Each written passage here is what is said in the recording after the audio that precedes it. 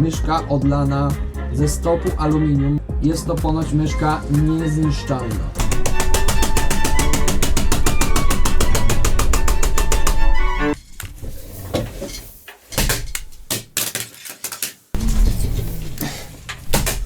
Coś telepie już.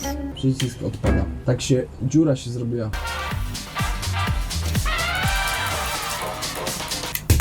Cholera!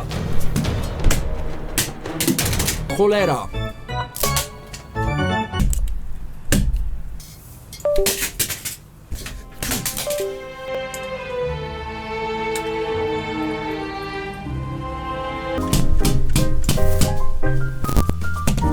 Nie no, biurko sobie rozdupcze. O! Pękło! Teraz wystaje taki element. No, niezniszczalna myszka. Proszę bardzo.